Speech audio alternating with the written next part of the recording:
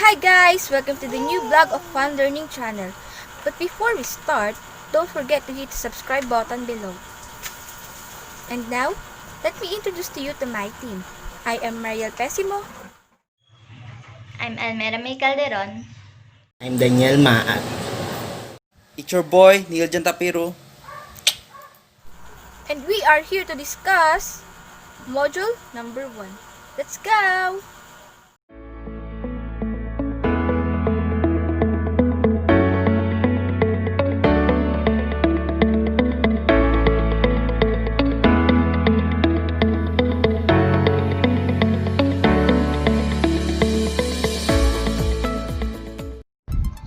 So guys, ang topic natin ngayon ay defining stakeholders and publics. Stakeholders and public are two identical terms in which are usually various situations, though it should not be. Unahin natin ang stakeholders. Refer to individuals who are recognized or acknowledged to be related in a particular business or organization. Investor, employees, customers, and suppliers ay example ng stakeholders. According to Rowling 2006, Freeman defined stakeholder in a wide sense as any group or individual who is affected by or can affect the achievement of an organization's objective. Another definition he gave was any identifiable group or individual on which the organization is dependent for its continued survival. Sa madaling salita, ang stakeholder ang tumutulong sa isang business para patuloy pa itong mag-exist. Next is publics. Public is commonly used as we speak of the people in general who are recognized based on the messages they transmit or convey to anybody. According to Laurie Wilson, there are three types of public involved in communication strategies: the key public, intervening public, and influential. Thank you!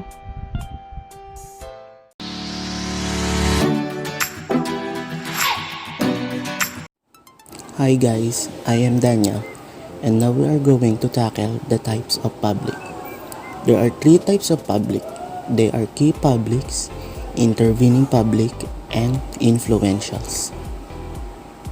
For the first type of public, key public, they are the public who are directly participates and cooperates to the activities of an organization or company. This means that they are basically the stakeholders of the said organization or company. They are also the public who have the most power and influence to the decisions inside the organization. They are also called the priority public because the organization must understand their decisions as much as possible. The second type of public is the intervening public. They are the public that passes an information and also acts as an opinion leader. This public is commonly embodied by the media because they pass information into the other, but the influential can be also an intervening public in some other cases. The difference this public to the priority public is that when an organization is satisfied when a message taps at the public, then it is a priority public. But when the expectation is that the message will be disseminated to others, it is an intervening public. The last type of public are the influentials. As I said before, they can become an intervening public because they can affect the public relation in any ways. Influential can either support an organization or work against it. Influential can be anybody because they have their own opinions that the organization can hear and take them into account as a valuable information. Influentials are basically the whole population because some of them are in favor in an organization and some of them are not. If we will look to the overall message of their information, depending on the message for the organization, then they can be an intervening public or supporting public.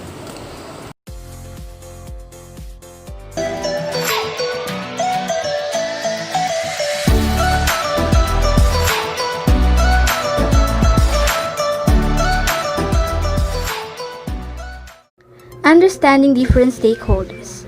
Shown here is a model developed by Grunig and Han to clearly understand what is these stakeholders. As you can see, it is divided by 4, identifying the relationship of stakeholders to an organization. Number 1, enabling linkage. Number 2, functional linkages. Number 3, diffuse linkage. And number 4, normative linkage. Number 1, enabling linkages. These are stakeholders who have some control and authority over the organization.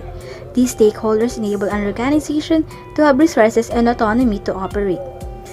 Enabling linkage includes stockholders, board of directors, government regulators, Congress, and state legislators. Next is functional linkages.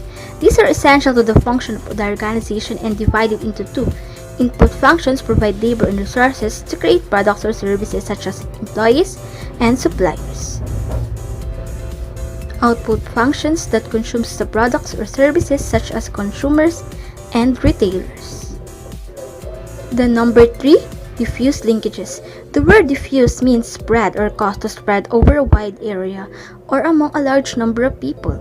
This includes stakeholders who do not have frequent interaction with the organization but become involved based on the actions of the organization. Diffuse linkage includes community, media, associations, and voters. Because they lack the power and direct influence of other stakeholders, diffuse stakeholders will attempt to affect the organization by working through members of the enabling or functional linkages. And lastly, normative linkages. These are associations or groups with which the organization has a common interest. On this, competitors may be an important factor to organization, especially when the industry is facing an issue with economic or regulatory impact. The two will join forces until the issue is resolved. Just like the example below, normative linkages includes competitors, political groups, and professional societies.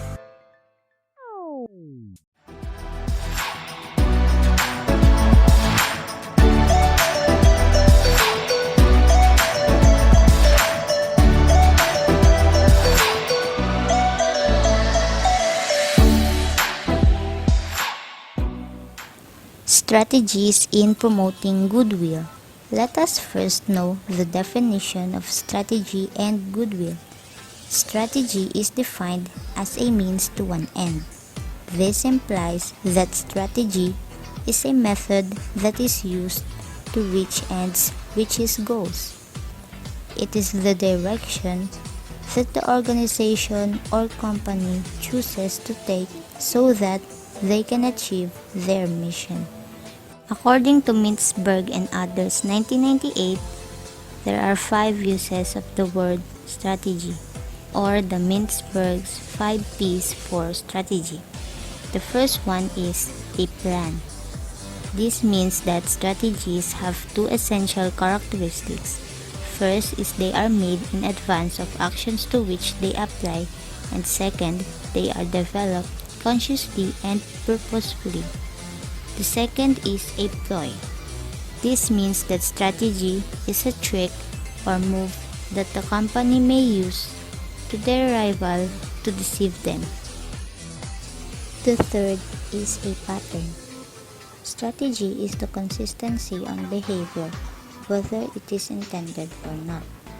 Plans and patterns definition may be similar, but there's still a difference. Plans are intended while patterns are realized. Fourth is position. This means that strategy becomes the mediating force between organization and its environment. Lastly, the perspective. Strategy is a perspective shared by members of an organization through their intentions and or by their actions. Goodwill is an intangible asset, meaning it is an asset that can be sold but lacks physical substance. It is the value of the brand's name and the premium that is paid when a business is acquired. The whole is greater than the sum of its parts.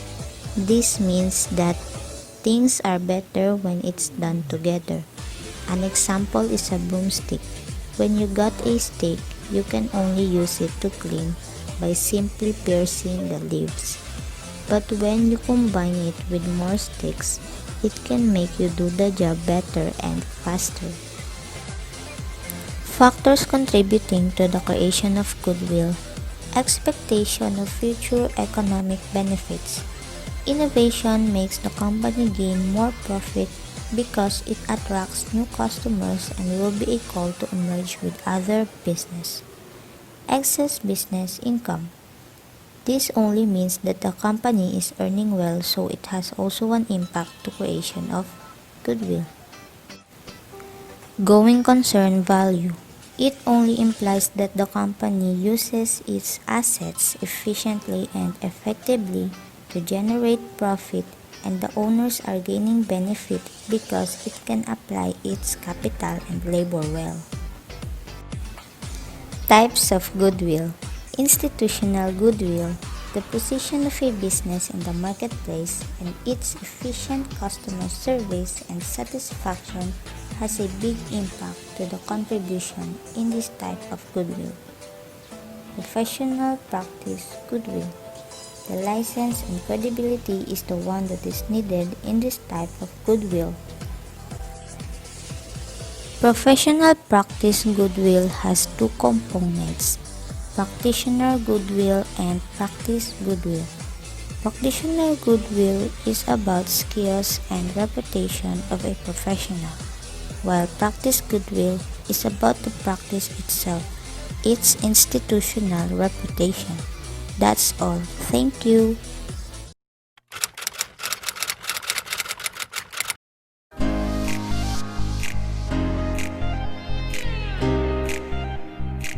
Yeah, we gonna sum it up.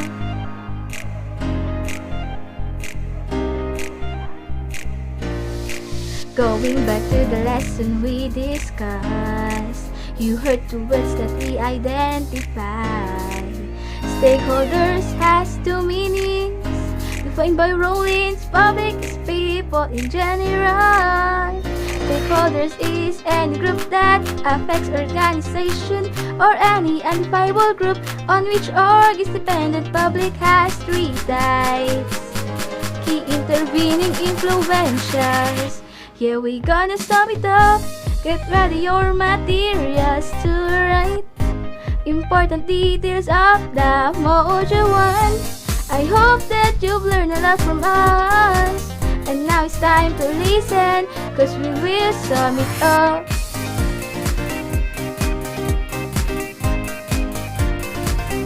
Cause we will sum it up.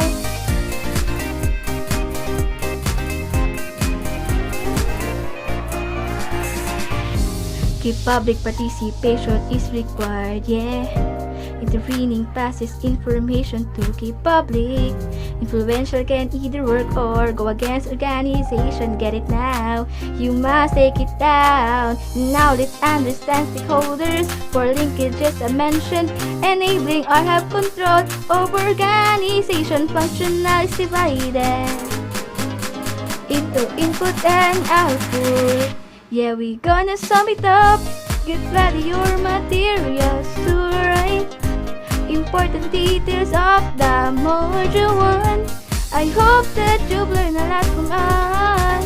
And now it's time to listen, cause we will sum it up. Diffuse linkage do not have frequent interaction. Normative are groups with which the organization has common interest. And now it's time to know what's goodwill. Yeah. Goodwill, intangible asset, that's why your risk branding. Oh, it is for the acronym IPPP that you must remember. Institutional practice, practitioner, and professional practice. The whole is greater than the parts. Get ready your materials to write important details of the module 1. I hope that you've learned a lot from us. And that's all for today. Yeah, we gonna say goodbye.